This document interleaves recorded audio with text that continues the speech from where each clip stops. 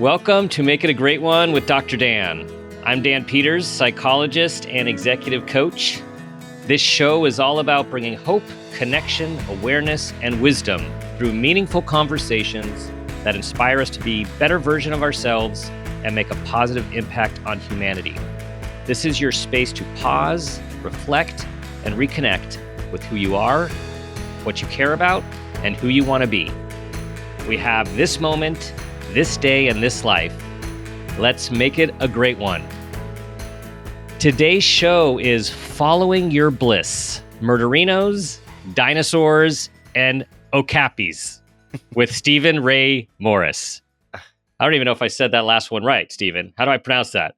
Well, it's very funny because I've been pronouncing it Okapi for a long time, but in speaking to folks at the Okapi Conservation Project, that's how they pronounce it. So I'm still learning, even though it's my favorite animal. All right, I feel better about that. We're going to talk about them soon, but I'm going to talk a little bit more about you, everyone. So here's Stephen. Stephen is a podcast producer, host, and audio engineer editor. Stephen embarked on a 7-year journey working on the true crime comedy podcast phenomenon, My Favorite Murder, with Karen Kilgariff and Georgia Hardstark, in addition to co-hosting a podcast interviewing fellow creatives about their cats called the Purrrcast. Going solo in 2023, he currently hosts a podcast not just about Jurassic Park, but about movies, science, and curiosity called See Jurassic Right, and produces the step-by-step rewatch podcast Keanan and Lakin Give You Déjà Vu with former TGIF stars Christine Lakin and Stacy Keanan. Stephen, welcome to the show. Thank you. I'm so honored. It's always weird to hear everything. I mean, I'm sure that's how everyone feels when you see the things laid out before you. Yes. That you've worked on or things that you've done, you sort of can't believe. Or I mean, it's very surreal, you know. It is. Yeah. Yeah. No, I always feel the same way. It's like, who are they talking about? Like, did that really just happen? Yeah. Well, first, I want to publicly thank you. I've privately thanked you for all of your guidance that you gave our show in our transition, our rebrand, and for this new chapter. And there is just so much now out there in the podcasting world, which you have been in since, I mean, you are seriously OG. I mean, you started in 2015 in a real way, and 2014 is really when podcasts became a thing. So yes, you've been here pretty much from the beginning. Well, and it's one of those things where, like, we just opened with sort of being like, whoa, is all of this real? Did I do all of this? And I think and then also to be part of an industry that didn't exist when I went to college, that now there are courses, there are, syllabi, there is whole institutions now, that exist to put people into this industry, and that really didn't exist when I was in school is, I don't know. I keep using the word surreal. And I think for myself, I was part of what I would consider the second wave of podcasting, at least in the comedy space, but I think it extends a little bit to the journalism space and some of the other spaces as well, where when you wanted to make a podcast, you had to learn everything yourself. It was like you hit the Zoom, we're recording, hosting, doing everything yourself. And then I felt like I was very lucky to get in when more creative people who didn't necessarily, either didn't have the bandwidth to learn everything, but they were willing to invest in folks like myself. And I mean, I give a lot of credit to Georgia Hardstark, especially because I was a fan of her first podcast. And then that was kind of the time where in LA you'd go to comedy shows.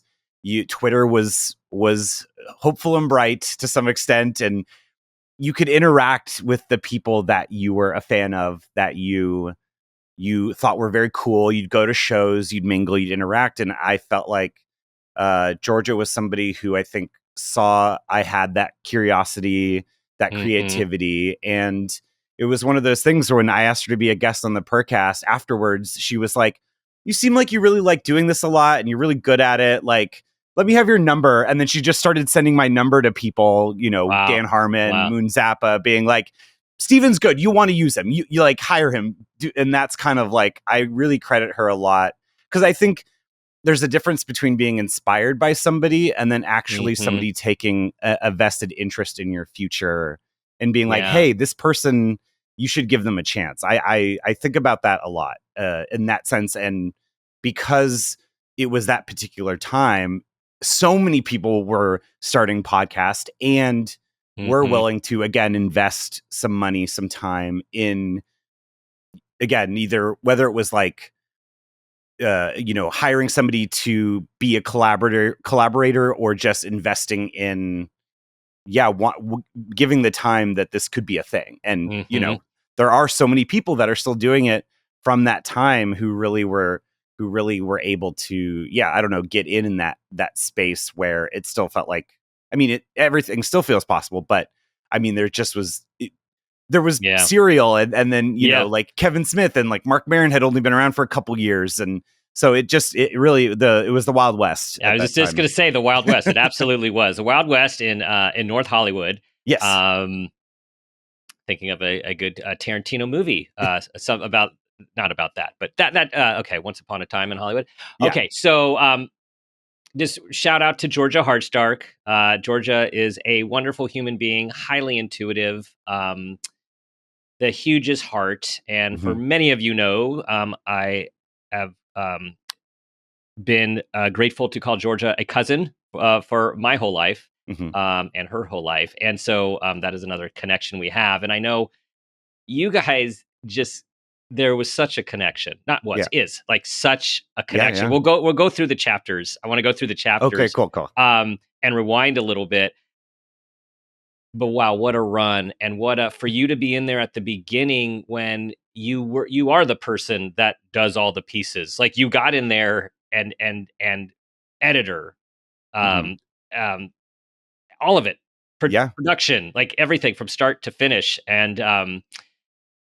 And what a ride. So I want to go back to that because I want to first have us learn a little bit more about you and your life, a little bit about your life growing up as a creative. I feel like in every generation, depending on what family you're in, as we move forward, the life of a creativity is now something that is thought of as a real thing, a real talent. There are so many paths for creatives, but for a long time, there weren't as many paths, and it wasn't seen as like, okay, this is nice, but what are you really going to do? Sure. So what was it like for you?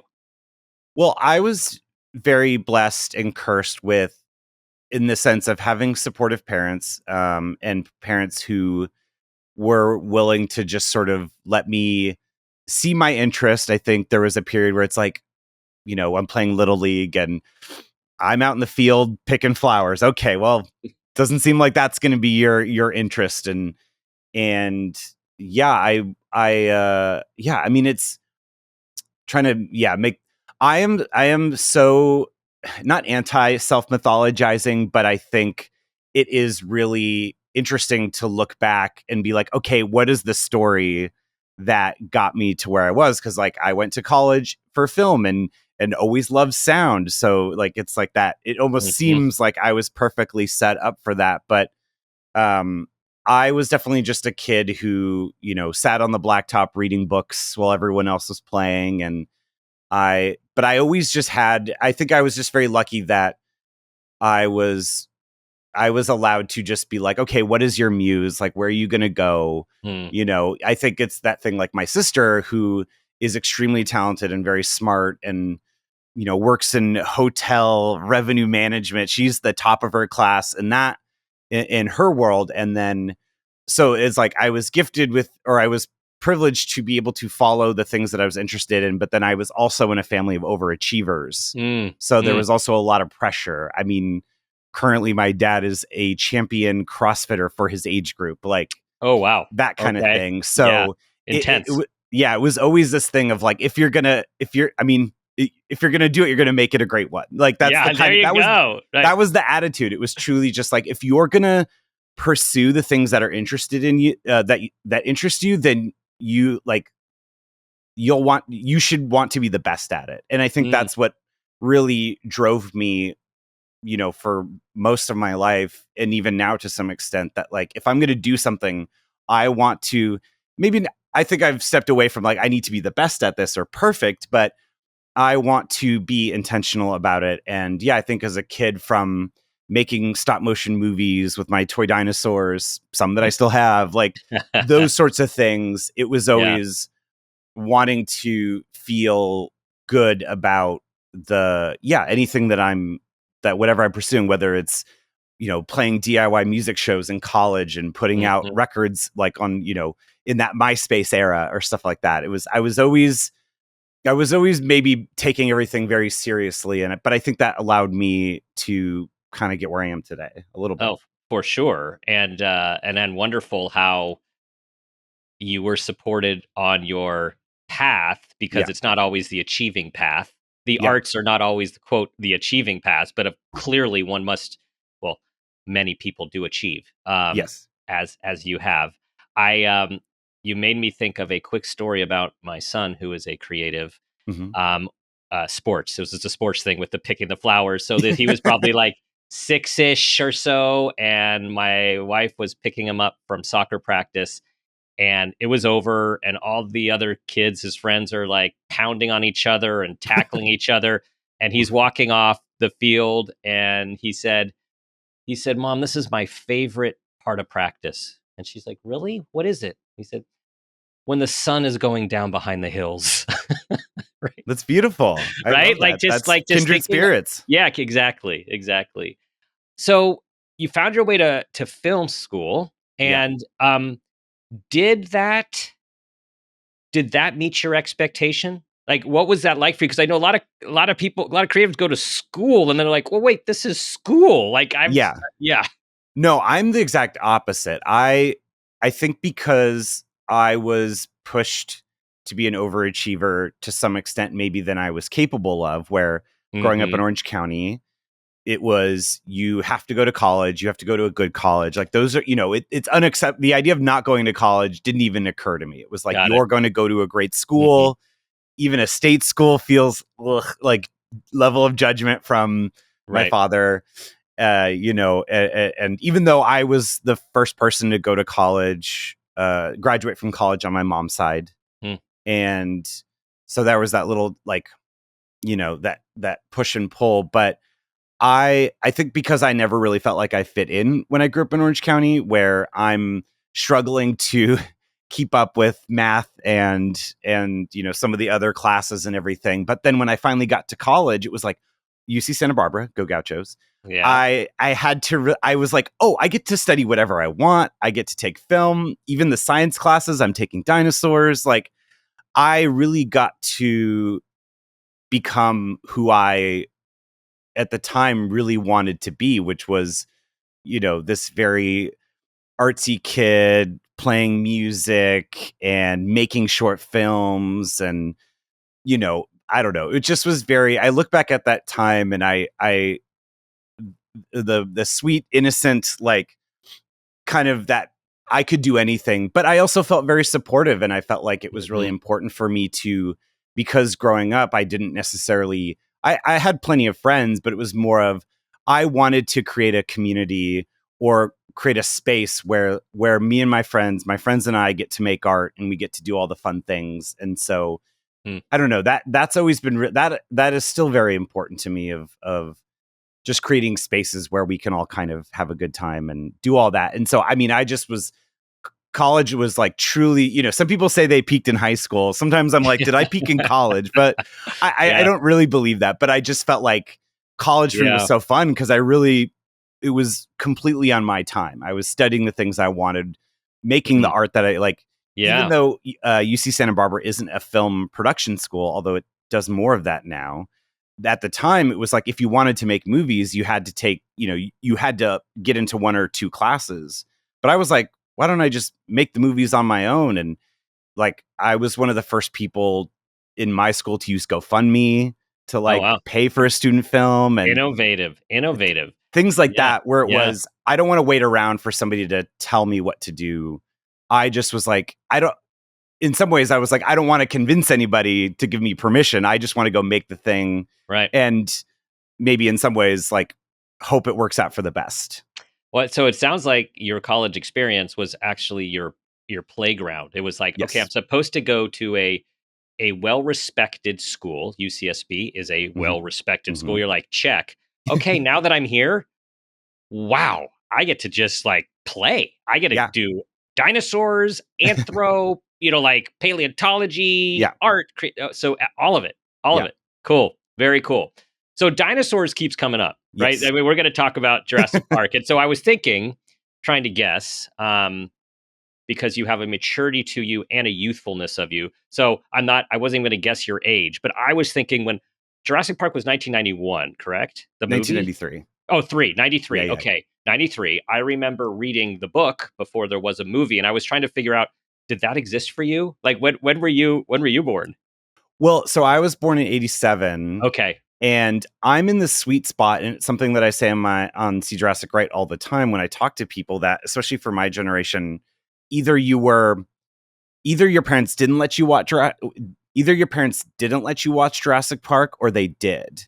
And so I was 6 when it came out, and Mm, I I had this memory described to me. Again, there's these like waves of stories being told, and you're internalizing it, you remember it, but being very much in the theater, hearing the rumble, the glass of water, and mhm, being so scared that I'm like, ready to leave the theater, but I'm also transfixed. And my dad saying to something, like asking me like, hey, do you want to leave? Do you want to go? And I'm like, no, it's beautiful. Like, mhm, some cocktail of that was my experience, being sort of terrified but mhm, drawn in. And that movie very much being a movie that inspired people not only either to become paleontologists or get into science, but also to get people to be involved in the creative process, because you were mhm, just like, how did they do this? mhm. I got literally a visceral reaction when you described the water and the water glass, and I was 23. Hmm. I vividly remember. I mean, I've seen that first one many, many times. Um, Clearly not as many as you, but it was a visceral response of like, wow, like we're gonna get to experience this. I mean, Yeah. it was so powerful at the Hmm. time. At Yeah. the time. So did that did would so did Jurassic Park start your interest in dinosaurs, or was that already happening before? I think because the 70s and 80s were another wave of paleontology, dinosaurs being hot again. I mean, literally hot in the sense that all these theories about them being warm-blooded and kind of all these revolutionary ideas, and Jurassic Park really kind of synthesizing all of that into a package that really presented dinosaurs in a new way to people. It's almost like you had the Victorian era when dinosaurs were first discovered in fossils, and then you had King Kong and these monsters, and then dinosaurs being more dynamic by the time I'm born. And so I was a dinosaur kid. I mean, I used to sleep with the dinosaur encyclopedia under my pillow at night.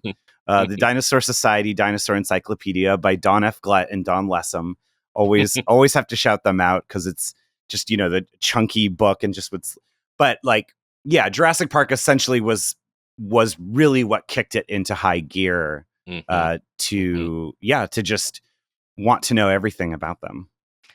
So in 2015, as the same year, right, you were starting Purrrcast. You wrote a book. You wrote a book Yes. on Jurassic Yes. Park, right? So Yes. Yes. so Yeah. so this was and I have right here, molding a Jurassic universe. So two things were happening for you. I mean, the you were still into Jurassic Park, the dinosaurs. You're starting to get into podcasting, and I want to go back to you talking with Georgia, asking her to be on the show because there's a theme that to me it seems like there's a theme throughout your life where you take risks you stretch yourself to take a risk, which is kind of scary, about asking someone to be on the show, to maybe work with, that are kind of like heroes in some respects, Yeah, yeah. and then it turns into something. I mean, I think because it's interesting. I've been very lucky to work with a lot of incredible people. And sometimes I'm in this space where it's a lot easier for me to reach out to people that I like because I have a project, or I have something, something of value to bring to the table, in a way where sometimes it might be nicer to just be like, "Hey, I like your work," but Right. I end up getting it over my head. I'm like, "We should do a thing," or "I would love to talk to you about this thing," and to make it almost to get over my nerves of being like scared to Mhm. ask to talk to somebody, where I'm just like, "Oh, I'm doing a fun project," and it feels like I'm more of a collaborator, or more of yeah, I'm working on a project, so it feels legitimate, quote unquote. Right. But yeah, I mean, and I think that's what was cool about podcasting at the time when that was going on, because I would go to Meltdown, rest in peace, Meltdown Comics, and they had this great comedy show, The Meltdown with Jonah Kumel, produced by Emily V. Gordon. And it was just such a great environment for comedy fans as well as comedians, because it was about community. You'd have the regulars. I would be there every week for years. Every Wednesday, we'd get Mm. there, wait in line, hang out with everybody in the line. After the show, you'd say hi to people. The hosts and Emily and stuff would get to know all the regulars, and it felt like a space where, yeah, if you had something to offer, you could invite people on your podcast. You could Mhm. offer your services, like eventually how I became. And that was the kind of thing where I think, especially with the Purrrcast, where Sarah Iyer and I, who Sarah also went to UCSB, Mhm. we were in this environment where, when you first moved to LA, I moved to LA in 2011. She moved a few years earlier, but you'd go to places and you'd have to network and all this stuff. And you, it's not that nobody isn't genuine, but there's this kind of pressure of like, what are you doing? What are you working on?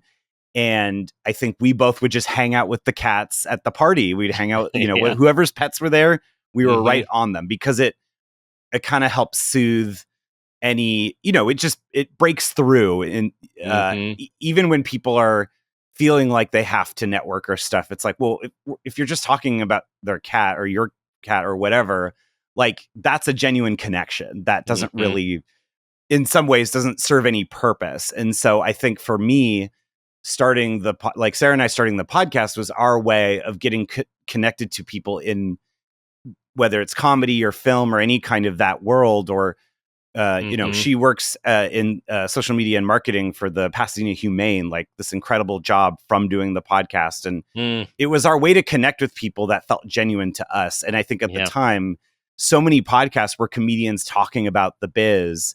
You could almost tell that everyone was kind of tired of always talking about what they were working on. And we were like, no, this is a safe space. Come talk about your pets for an hour. That's brilliant, because this is back to what you said, like, "Hey, I got this project. Would you like to collaborate on this project?" And yeah, it does seem that so much of the earlier podcast world was in the comedy world. There was Yeah. so many of the comedians putting themselves out there, and then eventually true crime Yeah. came in to take over, or like, to have a really big mark. And so, I'm curious if I titled this on purpose, "Following Your Bliss," because I feel like this is what you have to share with us and the world, is like how that you follow it, right? Like, follow, is it a feeling? Is it inspiration? Is it intuition? Like, how would you describe when you just keep going in the direction you're being led? Yeah, I mean, some people would say it's like bad for branding, because, I have a lot of interest, but I think, yeah, I mean, it's a good question. I think I've always just, because I'm somebody who's very passionate about the things that I like, I'm drawn to people who also have those passions. And I think I'm also very lucky in the sense that I want to pursue the things that interest me, but I would also love to support people and their interest as well too. I think I come from the era of podcasting where it is people talking about the things they're passionate about, whether it's true crime or beauty or some other movies or whatever, music. And I think I'm just motivated because I think also my generation, our parents do this thing where they send you articles. They're like, oh, this person's starting a YouTube channel, or this person's doing this. Like, you should do that. And that's how our parents show that they want to support you in that way. Cause they're like, oh, here's the thing you're interested in or connected. But for me, I really believe that you're never going to do as well. You're never going to do better than somebody who's passionate at that thing. Because I have friends who are writers and they will stay up all night writing and they're really just following their bliss. Like, somebody who also does that but doesn't care about that isn't going to do as well as you're never going to do as well as the thing you're most passionate about, I think. Or at least that's how I feel about myself. I don't think I'm capable of, I think what I'm doing now is I don't think there's anything else I'm better at in that sense. So I just always think creating a space where you can pursue the things that you care about is generally going to be the best for the people around you as well. Like, Totally. I think that joy, like, is like a fire that spreads, and I think that kind of positivity, I don't know. I mean, sometimes I feel very cynical, but in general, I always want to be very positive in a way that can uplift other people around me. I don't know. Joy is a fire that spreads. Yeah. Well, so I feel that, we feel that, when Laura and I, Phil and I were talking about guests and having you on the show, like, we all lit up, like, just the thought of you joining us, because our perception, our experience of you is you do light that fire. Like, you do bring that joy to what you do. And I am going to push back on the branding thing. I know what you're saying. Yeah. Because you're so authentic to you, like, your brand is Stephen Ray Morris, right? Like, yeah. And I'm not in a, you're into yourself identity sort of way, but it's like the brand is you because of who you are and what you bring to each project and the work. Mm-hmm. No, I mean, yeah, I think we are just in a period, like when we're recording this, where I think there's a lot of, I think the nature of algorithms and things can create a lot of self-doubt because even if you are pursuing the things you're passionate about and you're successful at it, that isn't creating money for people who we live in. If you stop and think about it for a second, it's like we're using all these platforms to share our art. And the reality is those platforms wouldn't exist without the creative people putting all out this content. I mean, podcasts are still generally free, 99%. Everyone's posting all the social media that they're doing, all the creativity involved with that, TikTok, whatever, YouTube. And I think the important thing is to remember that these platforms wouldn't exist without you.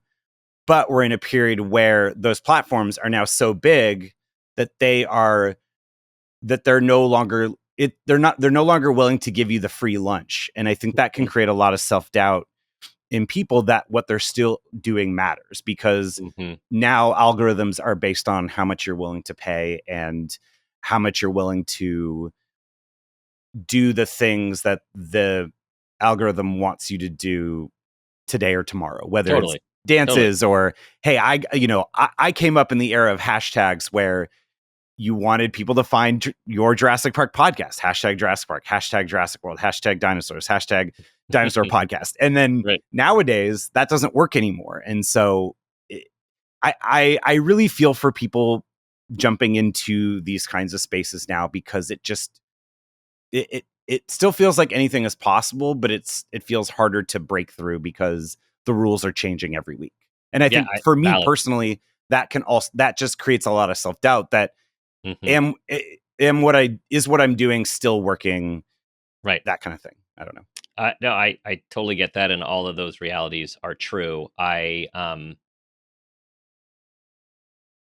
I guess I come from the belief of when we are sitting in our authenticity and our purpose, and we are all in on that,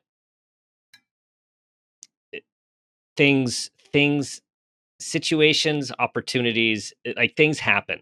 Things Yeah. happen. And I know I mean that can sound a little woo woo.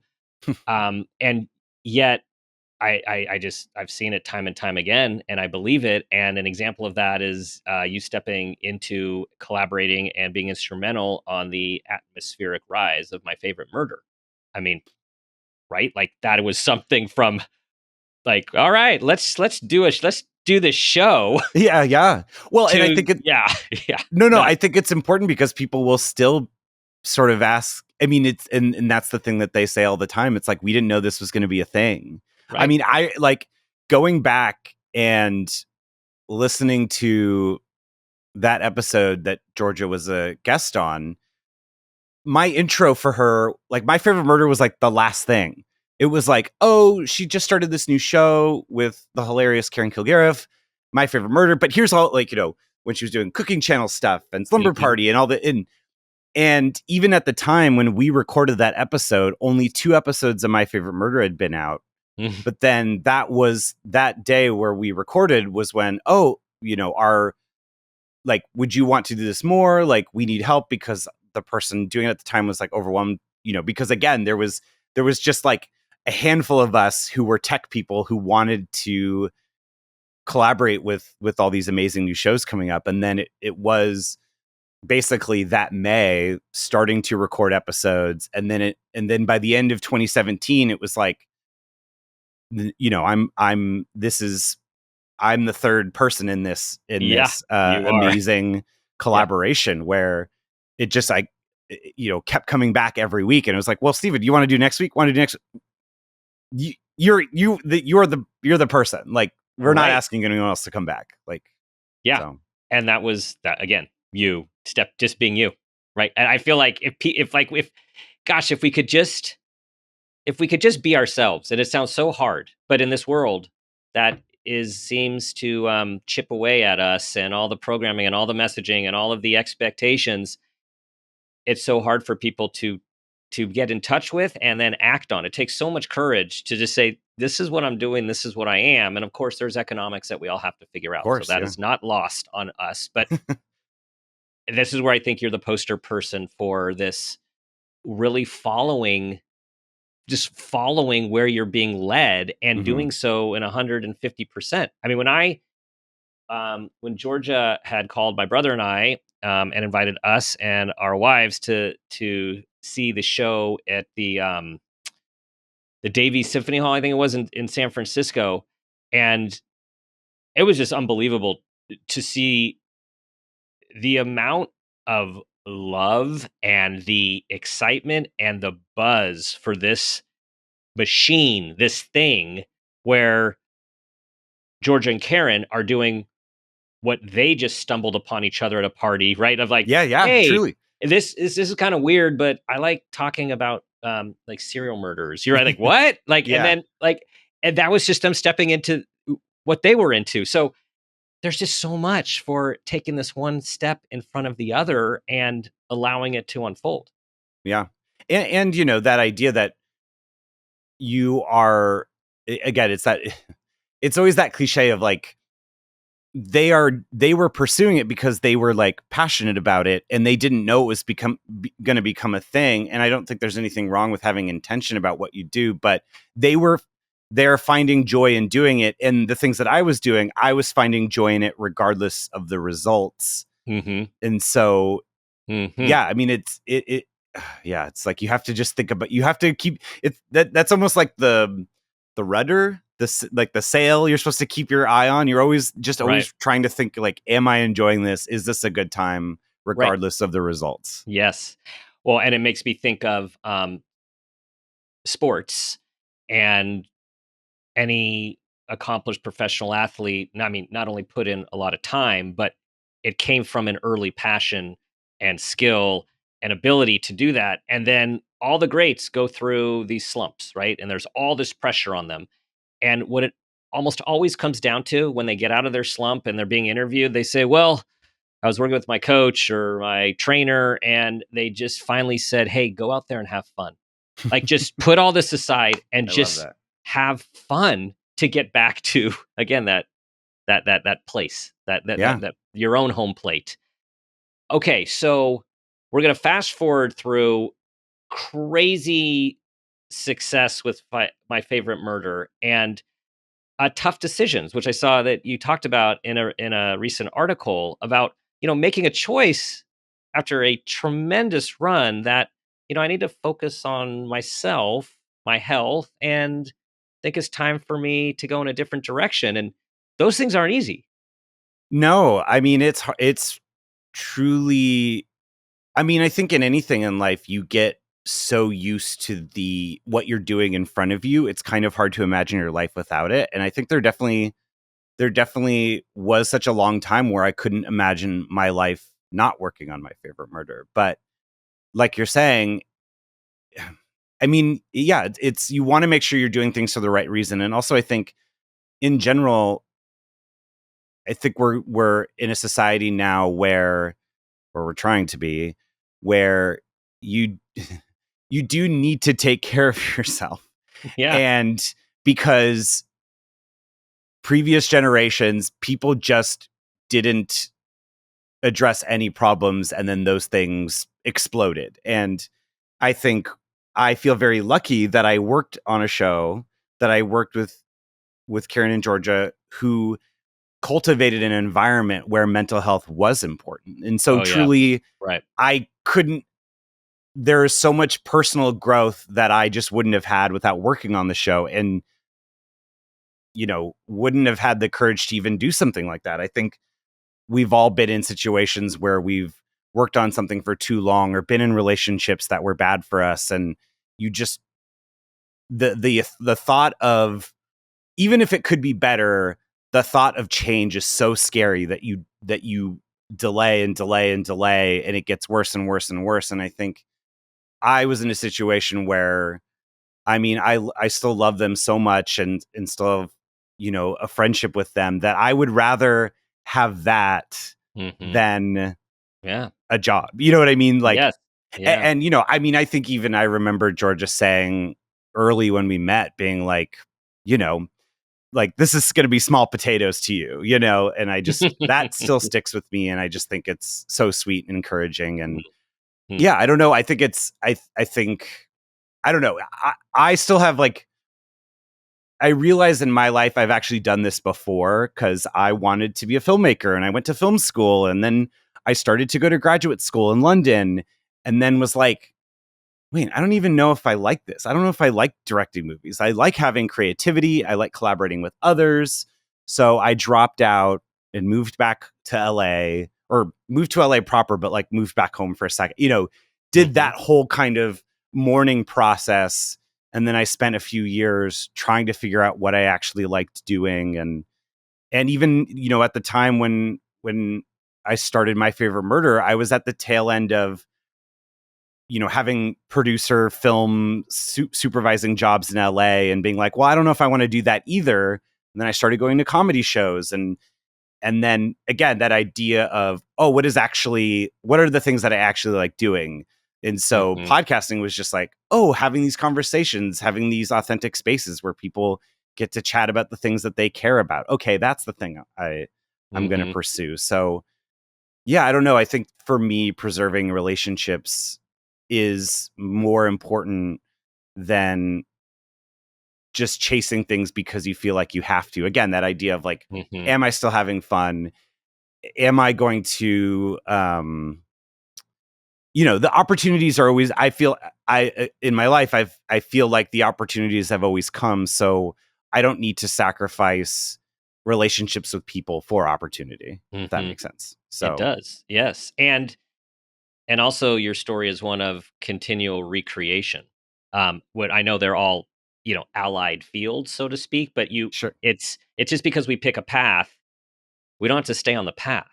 Yeah. And I think that's another thing as each generation moves forward where I know in my parents' generation, people like had a job, and then as the generations go, you might have a couple jobs. And these days, people switch and pivot and move around, and there's so many ways to have jobs and so many ways to make a living now. It's about the possibilities. It's like never feeling. I know in my toughest moments or periods of life, it was when I felt trapped, but like cognitively trapped, right? Like, Yeah. this is it.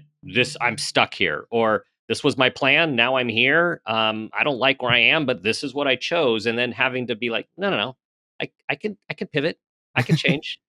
Well, and I really admire people who are really good at checking in with that sort of thing. I think I'm somebody who is very loyal, and I'm very blessed with a sense of, even if I don't know what the purpose is or that kind of thing, I always have a sense of duty, again, wanting to make it a great one. Like, I just thrown it in there. Love it. I love but it. no, but I mean, I feel very lucky that I enjoy what I do, and I want to be good at it. So it's one of those things where I've had to learn how to be better at checking in with myself to make sure that, again, this idea of like, if I'm not having fun, then maybe I'm not like doing my best at this moment. So even if that, like you're saying, even if this doesn't look like the plan that I envisioned, ultimately isn't the result of whatever you're doing, you're always feeling good about, you're always feeling intentional about, isn't that always ultimately going to be better than whatever plan you had? Expectations, the thief of joy, right? Is that the saying? Yeah. Yeah. It's so true. And so what you're sharing with all of us is this, it's what you focus on, right? Like, so we can focus on our plan, and we can focus on achievement, and we can focus on achieving our plan, or we could focus on, how does this make me feel? What do I want to do? How do I want to spend my life? Yeah. And how do I go about making that happen? Yeah. No, and I think also we live in a time too, like you're saying, where I think it's always that, I don't know about you, but sometimes if I am leaving a project feeling unsatisfied with it, I think that's probably a good discomfort, because you're almost like evaluating in that way that's like expectations, but you're sort of like, I could have done this better. What went wrong? But ultimately, having that, I'll always look back and be like, oh, I dropped out of film school, out of graduate school. It's like, I'm a film school graduate, but I'm a grad school dropout. But there are things in that time that have ultimately helped me in different ways in my life that I couldn't imagine at the time, back in 2011. Absolutely. when I dropped out and was like, oh, I failed at this. Right. And okay, so let's hit on that for a second, because you had me reflecting on different. I tend to be very loyal as well, and different partnerships that over time maybe weren't working, but I made a commitment to, and it was tough to decide when to leave, how to leave, and then to see those as failures. So this is what I want to reframe, this whole idea of failure. Like, you dropped out of graduate school, film school. You chose to leave graduate school, film school, because you decided it was not what you were going to do in your life. Like, Yeah. that's very different than Yeah. this quote dropout thing that we're all raised with. Like, don't be a dropout, don't be a quitter. Well, sometimes quitting or choosing to leave is the healthiest thing we can do in a relationship, in a job, like, name it. Yeah. No, I think it's, again, it comes back to that idea that I would because this happens so much, where even old jobs, old relationships, you maybe you meet, you see that person again. It doesn't happen all the time, but you see that person again, and it's kind of a funny thing where there might have been so much strife at the time, but then removed from all of it, you are just so happy to see that person, because whatever that collaboration was or relationship, you were like, oh, you were a person who I existed with in a time. Like I worked at this, this job, or I went to school with this person, or I dated this person. And then you're like, oh, it's just so good to see you. It's just like we shared a portion of our life, a piece of each other for this period of time. I feel very lucky that we get to sit here 5 years later, 10 years later, and just reminisce rather than focus on whatever little details that caused a schism or ultimately, no longer being with this person or, leaving this job. That like, oh, I see you and your growth now. And I get to just like, cool, I knew that person, I knew that person when, that sort of thing. Right. That's lately, I've been feeling that a lot lately. I like that. It's like it's all part of the journey. Like we come into people's lives, they come into our lives, and they're part of our lives, and they're part of our growth, part of our happiness, part of our at times pain and struggle. But it's all part of this journey that we're on. Yeah. Okay, so now we're up almost to the present, which is that you decide to leave My Favorite Murder, and then lo and behold, you're starting your podcast about Jurassic Park, and then you're also producing a podcast with two of your childhood heroes from TGIF, right? Step by Step. So whole new things going on. Well, it's so funny though, because so I left My Favorite Murder in July of 2023, which is insane to think about that's already almost 2 years coming up. Yeah. And it's really funny because I had lunch with Georgia like a few months afterwards, and she's like, what have you been up to? And I'm like, absolutely nothing. Like, I felt very lucky that I got to really kind of step back from everything for a minute, because not everyone gets that opportunity, and got to kind of relearn things about myself. And I'm kind of a hoarder in a sense. And so it was almost like me unpacking everything. Like, okay, here's this dinosaur toy. Here's this box of true crime stuff. Here's, like film movies or whatever. Just kind of like rearranging the things in my brain to just try and figure out what I wanted to do next. And I think that I still feel so passionately about this medium, despite especially me huffing and puffing about video or whatever. Like I'm, it's weird to feel like the old man in this industry now kind of thing, but we're on video, people. We're on video. Yes. And audio. But it is that thing where I feel ultimately I'm more in this camp now where it's like, if I can preserve the things that I love about this, then isn't that worth pushing through? And so, I think for myself, I'm somebody that I just love, again, just the relationships and everything. And it was really cool because I had actually worked with Christine Lakin, who was Al on Step by Step, the tomboy. She did a podcast where it was sort of people sharing embarrassing stories, embarrassing audition stories. It was called Worst Ever.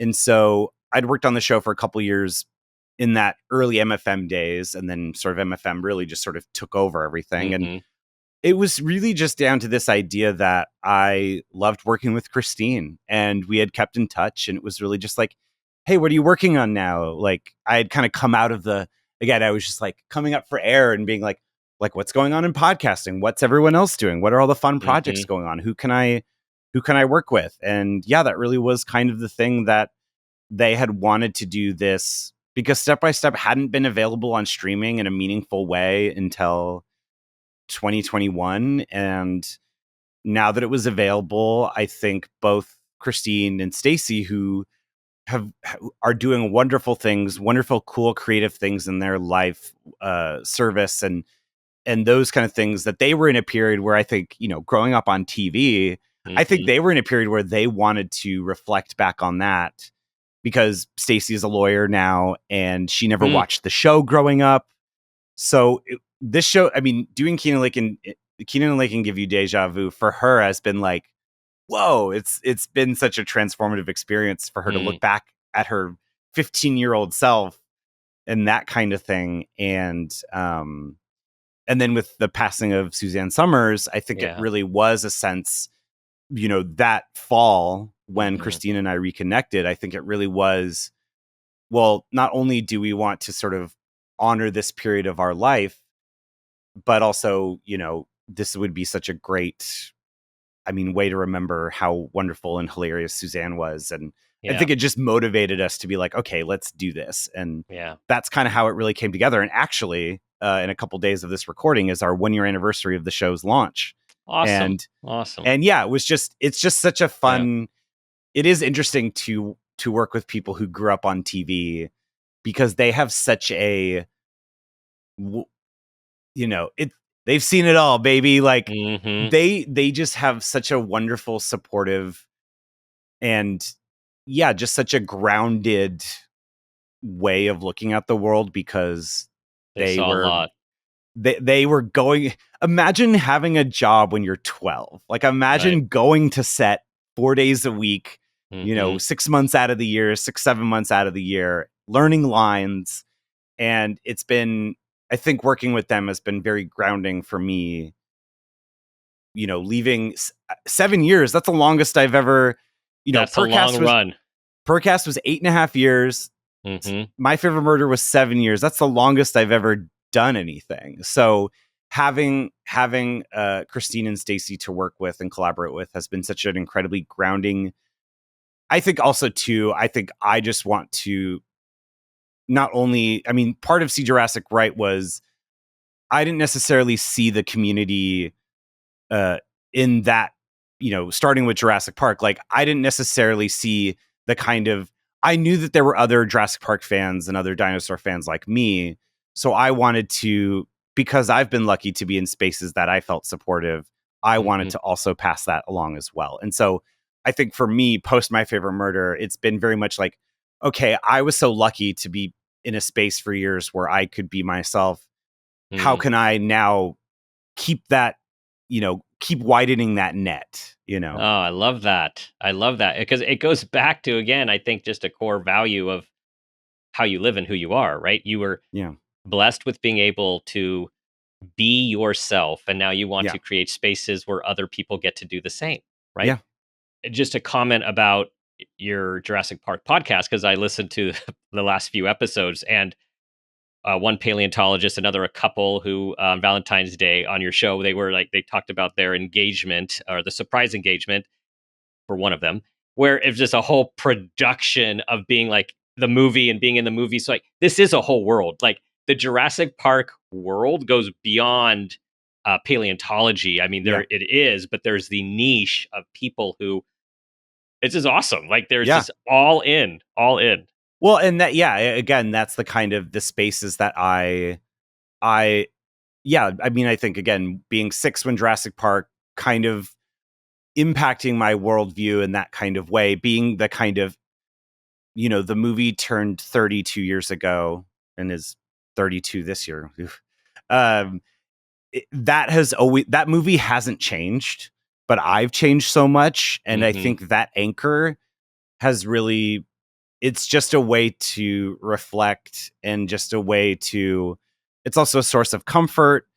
And it has, like on my show, like there's just, I'll find any way to tie it in, but it Yeah. is, but I think that's just how, to me, that's just what pop culture is. That's what art is. It's always a reflection of who is Hmm. consuming it, who is making it. Hmm. And it says so much about who you are as a person. I mean, that was so much of the Purrrcast, Hmm. where it was, you know, everyone had their cats, but everyone had a story about their cats, and everyone has a unique relationship with their cats. And so Hmm. to me, See Jurassic Right is the same. I mean, that's so much of My Favorite Murder as well. People's relationship to true crime is always unique Hmm. and interesting, and there's different corners and niches and stuff. And yeah, I think when I was saying earlier about like feeling like what is my brand, or like Hmm. having that voice, that inner monologue or whatever, like ultimately I know that, like See Jurassic Right is me, but it's also a reflection of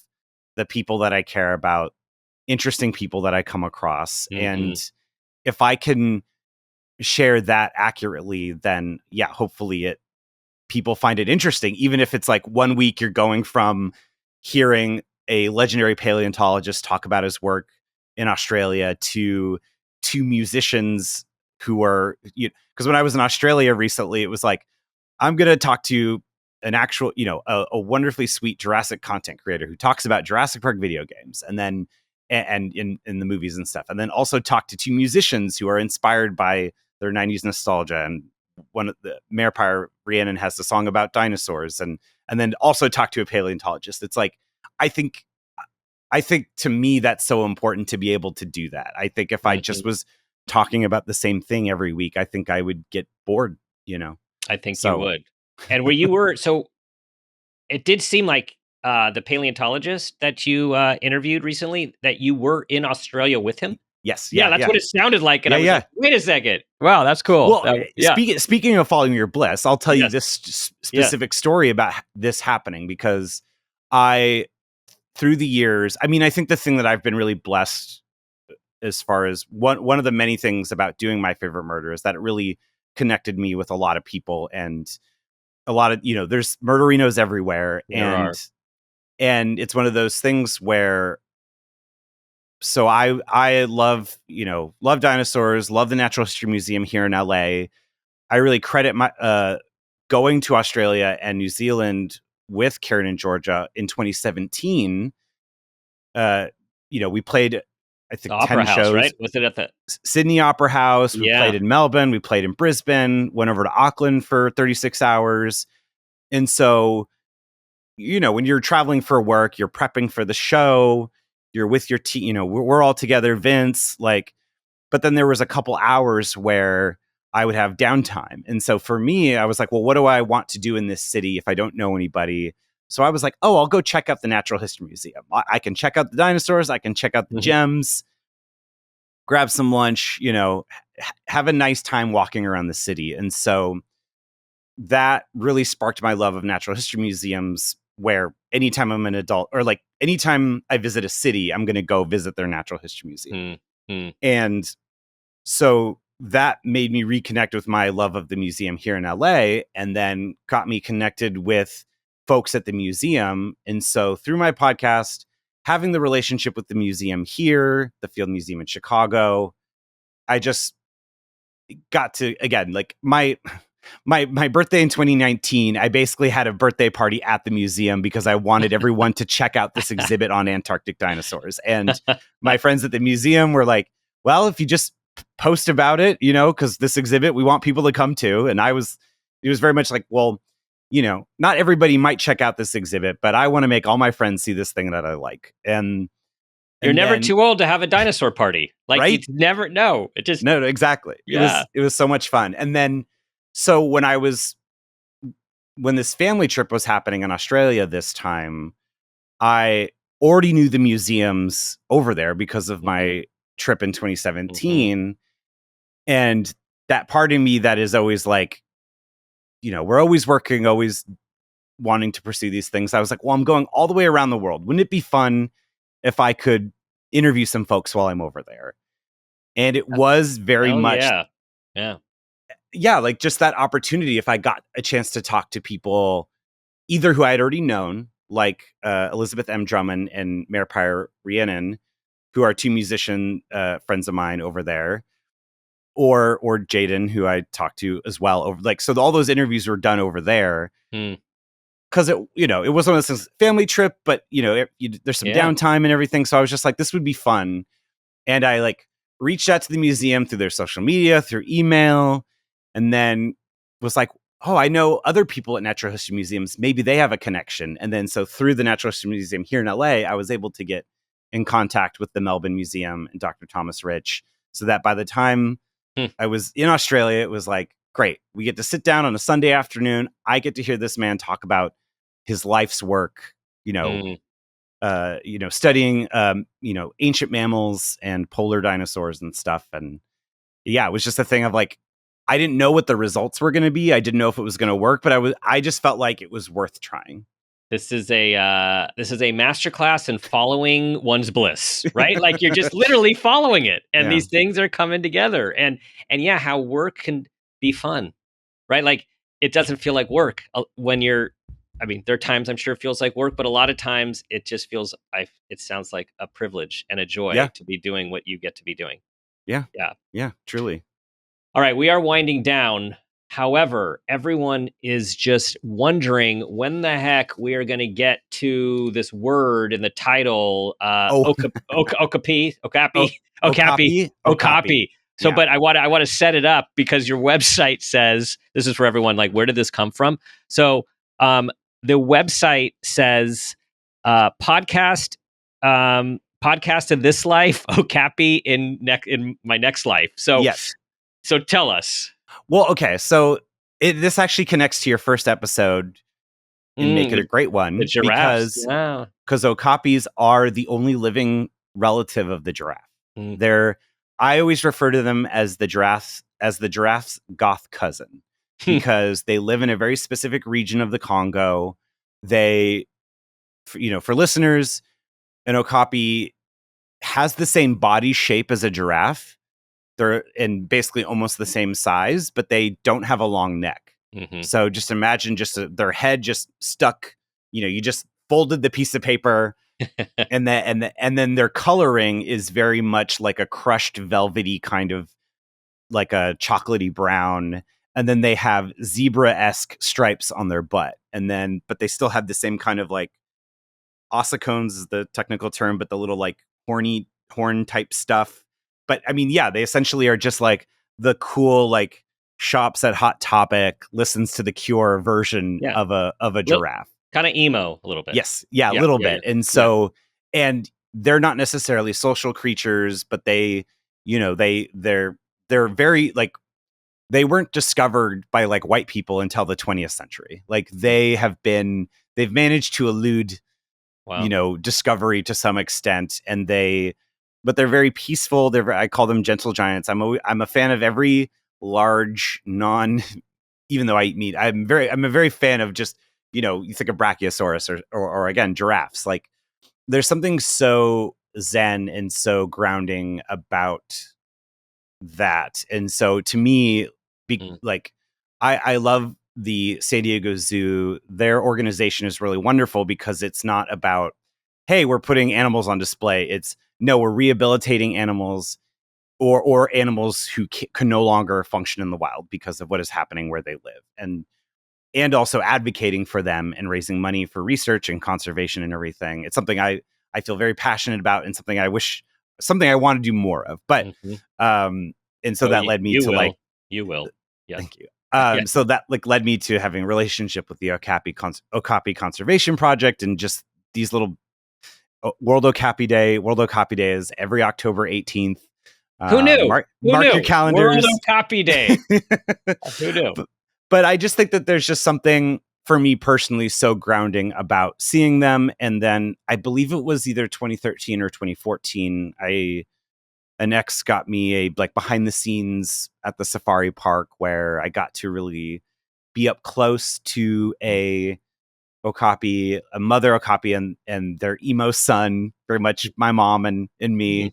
And the junior Okapi let me touch their ossicones, I don't know. It was just a very transformative experience for me. And so that's where it's in my bio still everywhere. Just Okapi in my next life. A kindred spirit. Kindred spirit. Yeah. And just the kind of attitude where you feel really, I think part of why I got to where I am is because I would be recording podcasts with people. These are intimate spaces, like when everyone was either on Zoom or in studios. It was, I'm sitting in someone's apartment for 2 hours with whoever is a stranger, guests in and out. Like you were invited to this space. And I think people would say just very often to me that I just had that people could just be themselves. And, I'm sitting here just like with the headphones on, recording, taking notes, laughing, enjoying what they're saying, being an active listener. That it was very sweet that people would just like, I was that part of that environment that they could be themselves, that they could just freely speak, whether it's a show that I'm hosting or again, when I was running around LA from late 2015 to 2018, where just recording dozens and dozens of podcasts and again, being invited into people's homes and getting to listen to them be hilarious or tell stories for an hour or two at a time. Well, you do have that way. You do have that way of putting one at ease, and yeah, and your enthusiasm is contagious. It really Thank is you. contagious. As we wind down, I want to leave with a quote, a Stephen Ray Morris quote that I also read in said article that I referred to earlier. If there's a dream you have, just push through those anxieties for as long as you can stand. You're more capable than your brain tells you. Every risk I've taken hasn't paid off, but I've grown because of them. Hmm. Wise guy, right? That's a wise guy. I was like, who wrote that? You're Did right, I write yeah. All right. So as we are all now completely motivated and fired up to follow our bliss, what's one final thought that comes to you, just that you embody, that you'd like to share?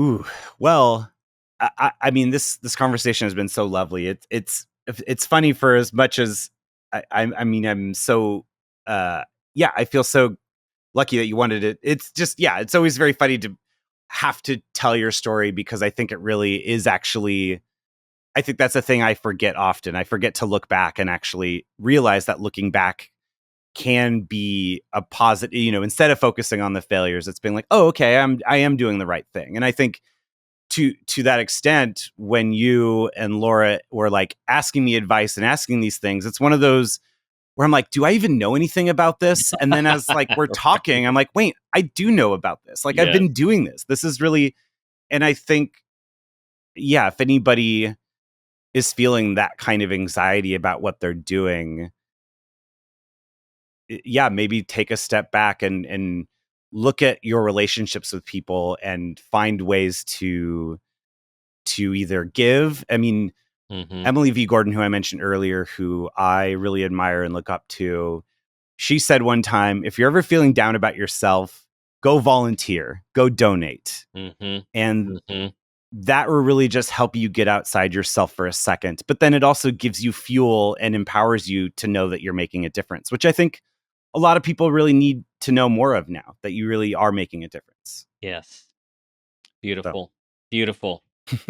Well, thank you for sharing yourself, your story. Thank you. I'm inspired. I mean, really, people, bliss, following your bliss. What does that mean? Pursue what you're passionate about. And that's what Stephen has done. That's what Stephen is doing. And yes, it's not a straight arrow. It is a windy road, but everything leads to the next. And it's inspiring. So thank you. Thank you. Thank you. Oh my gosh. Tell everybody. All right, the shows. Where to look for the shows. All right. Well, you can listen to See Jurassic Right on all platforms, and you can follow me at Stephen Ray Morris on anything. And a thing I've been doing on See Jurassic Right lately is finding ways to try and give back. So when I've had guests on, and when I have you on, I've been asking people to bring charities or causes. So that's been a really, it's like a small step right now, but I think it's been helping me feel a little less powerless in the times that we've lived in. But it's really cool because, again, it's people bringing to the table, I'll talk to them for Dinosaurs for a bit, but hey, like, I'm going to donate to this or whatever. And then Keanan and Lakin Give You Déjà Vu, to me, is just, you can listen to it again everywhere. I love hearing Christine and Stacy hear stories about LA in the 90s, what it was like working on a sitcom every week. It's so much fun. I just love hearing them talk about anything. But if you want that hidden nostalgia, but if you just want to hear two incredibly successful, inspiring women just tell you about their life and how they got there, I think it's really a lot of fun. And then I also I've been for about almost a year now producing, it's again very surreal, where George's first podcast is one of the first shows I ever listened to, and Jordan Jesse Go, a long-running casual comedy chat podcast hosted by Jordan Morris and Jesse Thorne. Those were literally the first two podcasts I ever subscribed to. And now that I'm producing the show, booking the guests, recording, doing all of that, it's so much fun. They just get to goof around with the funniest people, and now I get to book the guests and pick all the funny people to be on the show, and that's just been so much fun. So those are the three things I'm working on. Go check them out. Go check them out, you guys. And I mean, engineer, editor, producer, writer, Steven's doing it all. Guys, go check out all of his stuff. Steven, thank you. The joy. Thank you. Oh my gosh. Thank you so much. All right, everyone. Share this with everyone that you know needs to hear this message, that you want them to follow their bliss. Of course, I know you're going to do the same. You're going to take all this in, internalize it, and just listen within and take a step towards the direction you're being led. Thank you for subscribing, your 5-star reviews. It means so much for you to be a part of our community and support us the way you do. And finally, you know what I'm going to say. We have this moment, this day, and this life. Let's make it a great one.